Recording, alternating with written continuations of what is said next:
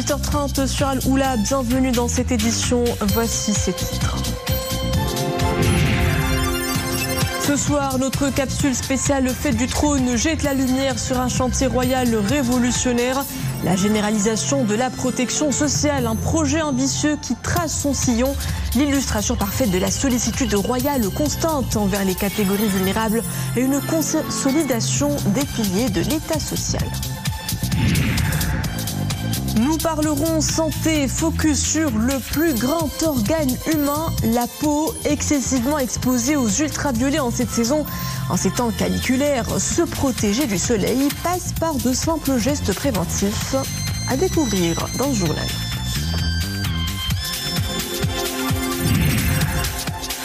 Amoureux de randonnée, retenez ces destinations. Boumalen d'Adès, aux portes de Tinrir, la région offre à ses visiteurs un cadre mythique d'excursion. Ils sont nombreux à arpenter ces sentiers montagnards en cette saison.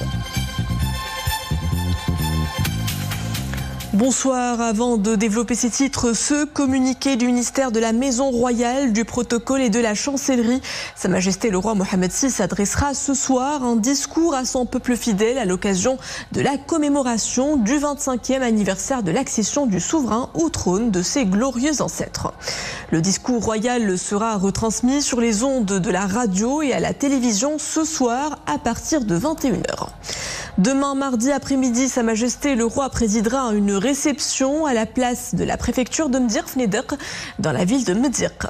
Sa Majesté le Roi, chef suprême et chef d'état-major général des forces armées royales, présidera mercredi après-midi à la place du Méchoir au Palais Royal à Tétouan la cérémonie de prestation de serment devant Sa Majesté par les officiers, nouveaux lauréats des différentes écoles et instituts militaires, paramilitaires et civils.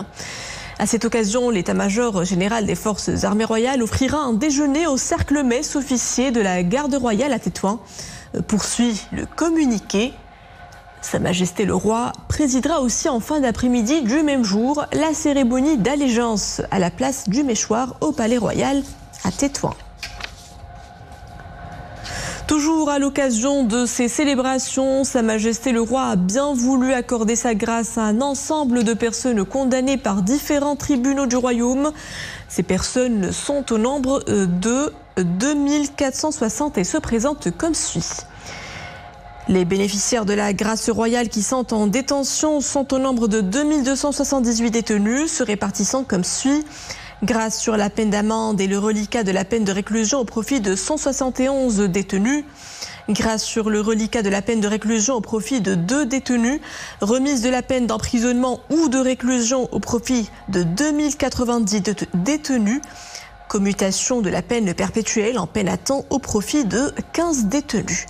Les bénéficiaires de la grâce royale qui sont en liberté sont au nombre de 182 personnes, se répartissant comme suit. Grâce sur la peine d'emprisonnement ou son reliquat au profit de 45 personnes.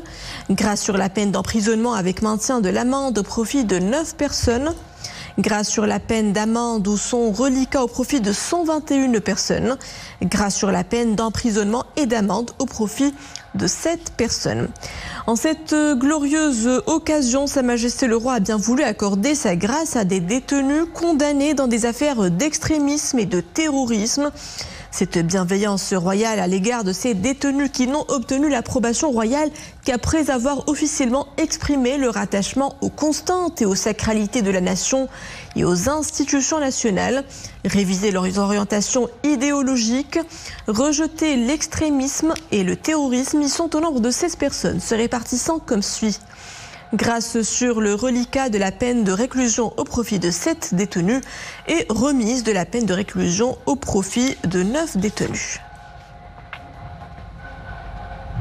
Toujours à l'occasion de la célébration du 25e anniversaire de l'accession de Sa Majesté le Roi, chef suprême et chef d'état-major général des forces armées royales au trône de ses glorieux ancêtres, les forces armées royales organisent demain mardi et mercredi des shows aériens et des sauts d'exhibition en parachute. Les shows aériens auront lieu le long de la côte de Mdir le 30 juillet et au niveau de la corniche de Martil ce 31 juillet à partir de 18h. Des shows qui seront animés par la prestigieuse équipe de voltige Marche Verte des Forces Royalaires. Au niveau de la marina de Bourg-Greg à Salé, des sauts d'exhibition seront exécutés demain 30 juillet par les parachutistes féminins et masculins de l'équipe nationale en 2 shows sous forme de tableaux artistiques et de mouvements acrobatiques. Le premier show à partir de 10h et le second à partir de 16h. Ces sauts d'exhibition porteront sur la précision à l'atterrissage, des numéros en voile, contact et autres formations en chute libre.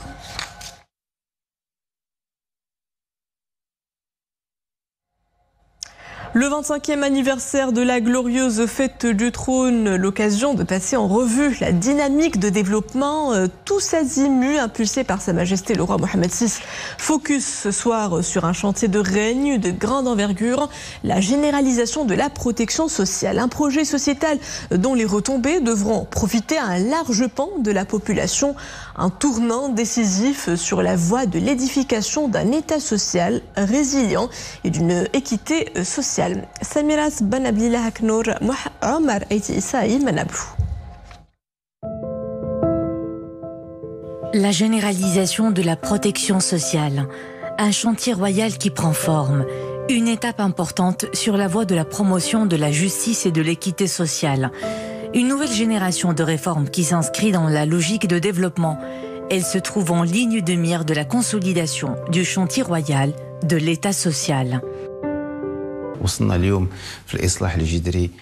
La réforme du secteur de santé a permis de construire des CHU dans toutes les régions.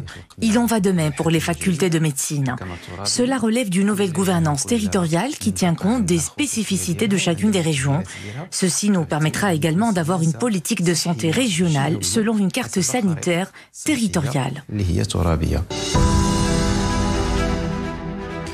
Le Maroc redessine son système de santé.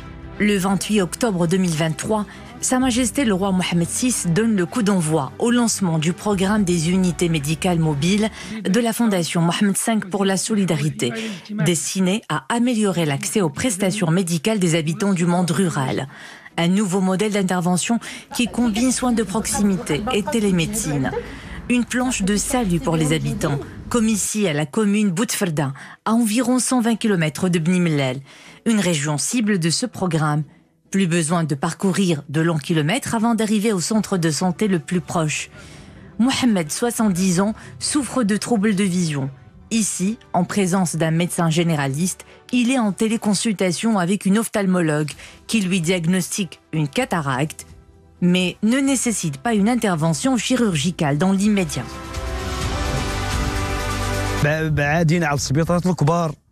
J'habite loin du centre de santé le plus proche. Grâce à Sa Majesté le roi, je n'ai plus besoin de me déplacer. Tout se fait à distance. Les unités mobiles font le nécessaire et nous prodiguent tout ce qu'il faut.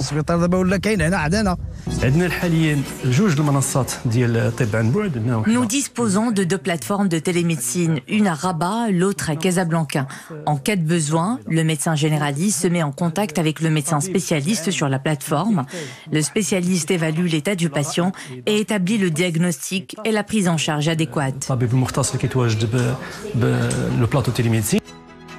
Toujours plus proche du citoyen, la vision royale de la refonte du système de santé apporte des réponses aux attentes de tous les Marocains et à leur aspiration à une vie digne dans l'état social, dans l'état de droit. Une révolution sociale qui ne pourra aboutir sans des données démographiques et socio-économiques actualisées.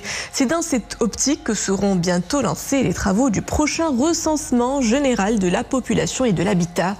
La deuxième phase de la formation en présentiel au profit des superviseurs communaux et contrôleurs formateurs participant à cette opération a débuté aujourd'hui à Rabat, au niveau de la région Rabat-Salé-Kénitra. Elle portera sur une formation approfondie couvrant les aspects techniques et logistiques ainsi que sur la gestion du contact avec les familles marocaines. Le mercure repart à la hausse. Notez ce bulletin d'alerte météo dès demain. Et jusqu'au vendredi, les températures seront de 42 à 46 degrés à Bni Mellal, Fqib Ben Saleh, Gersif, Taouna, Tazaz, Tat et Khouribga. des provinces placées en vigilance orange. Et à partir de mercredi, le thermomètre affichera entre 43 et 47 degrés à Marrakech, Rhamna, Qlat, Srarna, Aousserd, Ouad Dahab, Boujdour, Assazak, Smara, Tata et Taroudan.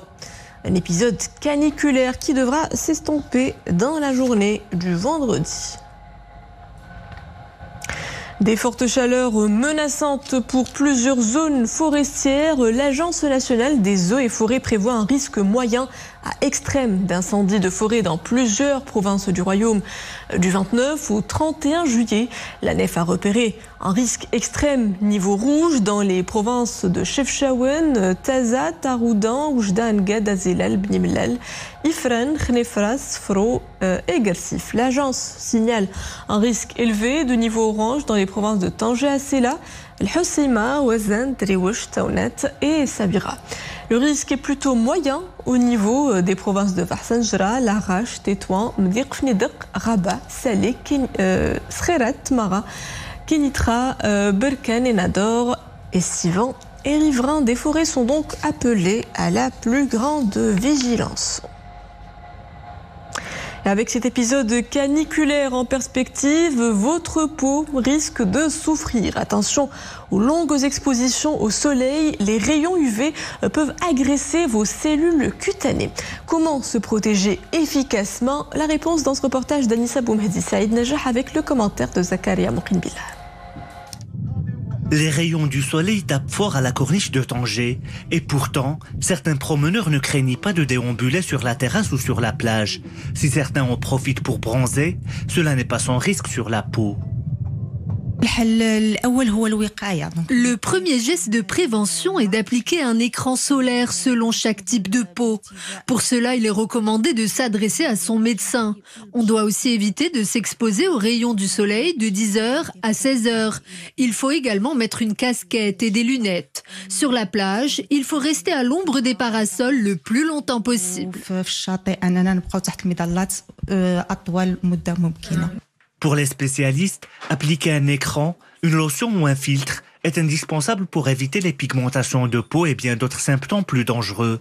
Dans les cabinets de dermatologues et d'esthéticiens, les consultations augmentent en cette période. En été, je souffre de l'apparition de taches cutanées. C'est pourquoi je dois utiliser un écran solaire qui soit de préférence hydratant. L'écran Total est une excellente protection pour la peau. Je l'applique chaque jour, en été, à toutes les saisons. Une crème hydratante est aussi indispensable. Idem pour un régime alimentaire sain et le fait bien sûr de bien s'hydrater. Pour bien choisir son écran, il faut connaître le type de peau de chacun. Par exemple, si on a une peau grasse, on doit utiliser un produit qui soit riche en crème. Celui-ci ne conviendrait pas à cette peau. Il pourrait même occasionner des boutons. Un écran solaire riche en crème conviendrait beaucoup plus aux peaux sèches. Si le fait de s'exposer aux rayons du soleil est indispensable pour la peau, en lui procurant sa dose nécessaire de vitamine D, l'exposition prolongée peut produire des effets indésirables. En ces temps de forte chaleur, cela peut causer aussi des insolations, d'où tout l'intérêt de se protéger.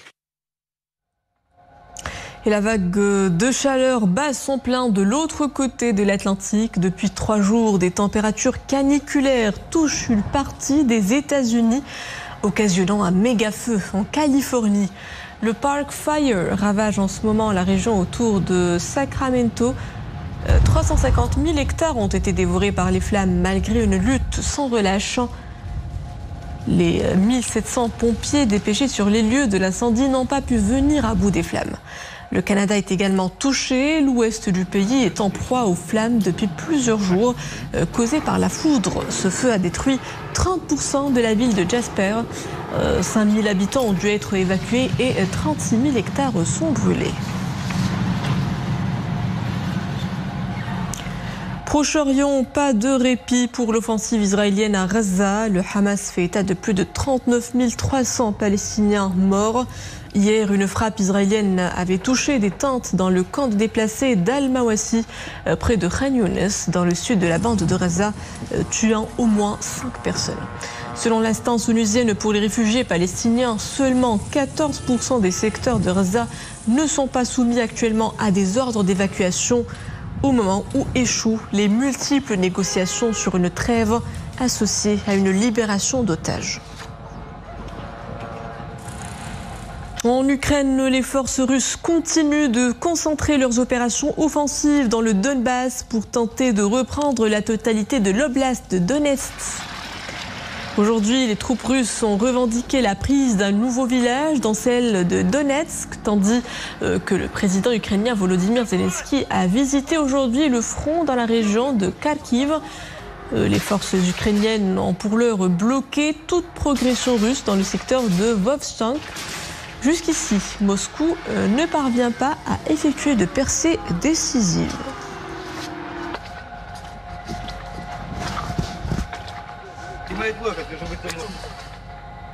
JO de Paris, belle qualification pour Ramzi Bouriem. Le surfeur marocain a pu décrocher dans la nuit de dimanche à lundi. Et ce week-end, la cavalière marocaine Nour Slaoui a marqué l'histoire des Jeux Olympiques de Paris 2024 en devenant la première femme marocaine et arabe à participer aux épreuves équestres incluant les concours de dressage et de cross-country. Accompagnée de son fidèle cheval Cash in Hand, elle a terminé 48e en dressage. Nour Slaoui n'a pas seulement brillé par sa participation en dressage lors du concours de cross-country, elle a montré une grande résilience, terminant à la 43e place au classement général. Écoutez-la, elle est au micro de nos envoyés spéciaux JO de Paris, Khalid Azdoun, Hassan Silla et Jihad Libri. Moi, c'était un peu difficile pour moi les dernières semaines parce que j'ai une blessure qui m'a mise au lit pendant 3 semaines. Donc, je suis arrivée à les JO, j'avais monté que 2 fois le cheval avant. Donc, c'est vrai que c'était un challenge. Alhamdoulilah, j'ai une équipe autour de moi qui m'a vachement aidée. J'ai ma coach Déborah Foulouz qui a monté le cheval.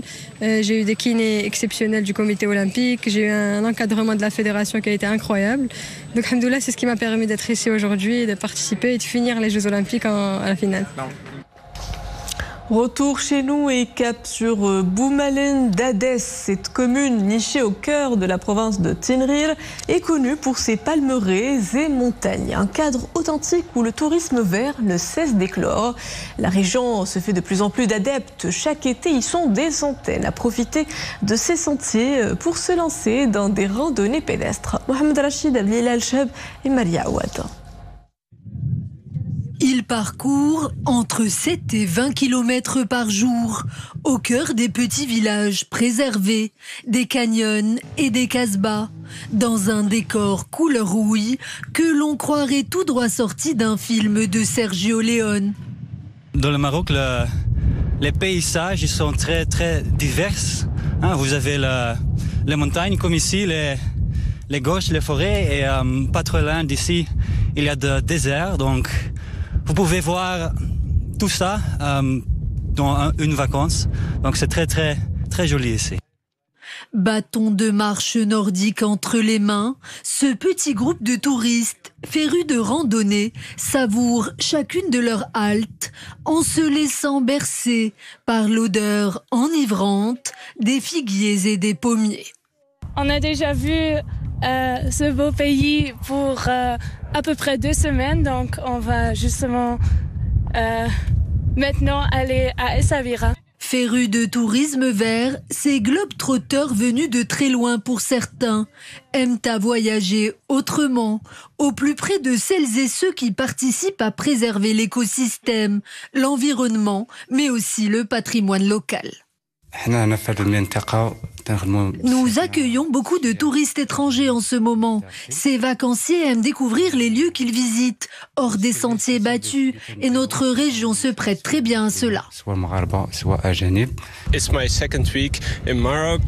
J'entame ma 2e semaine de vacances au Maroc. C'est extraordinaire de découvrir ce pays en marchant. C'est un pays absolument fascinant. Il y a le désert d'un côté et l'océan de l'autre. Riche de ses paysages diverses et variés et de son authenticité, les régions du Haut-Atlas ne cessent de séduire les touristes étrangers en quête de dépaysement, comme si le temps s'était suspendu. Et avant de vous quitter, ce rappel du communiqué du ministère de la Maison Royale, du Protocole et de la Chancellerie. Sa Majesté le roi Mohammed VI adressera ce soir un discours à son peuple fidèle à l'occasion de la commémoration du 25e anniversaire de l'accession du souverain au trône de ses glorieux ancêtres. Le discours royal sera retransmis sur les ondes de la radio et à la télévision ce soir à partir de 21h. Demain, mardi après-midi, Sa Majesté le roi présidera une réception à la place de la préfecture de Mdirk-Fneder, dans la ville de Mdirk. Sa Majesté le roi, chef suprême et chef d'état-major général des forces armées royales, présidera mercredi après-midi à la place du Méchoir au Palais Royal à Tétouan. La cérémonie de prestation de serment devant Sa Majesté par les officiers, nouveaux lauréats des différentes écoles et instituts militaires, paramilitaires et civils. À cette occasion, l'état-major général des forces armées royales offrira un déjeuner au cercle-messe officier de la garde royale à Tétouan, poursuit le communiqué. Sa Majesté le roi présidera aussi en fin d'après-midi du même jour la cérémonie d'allégeance à la place du Méchoir au Palais Royal à Tétouan. Et voilà, c'est ainsi que s'achève cette édition. Merci à vous de l'avoir suivi. Très belle suite des programmes à tous sur Al-Oula.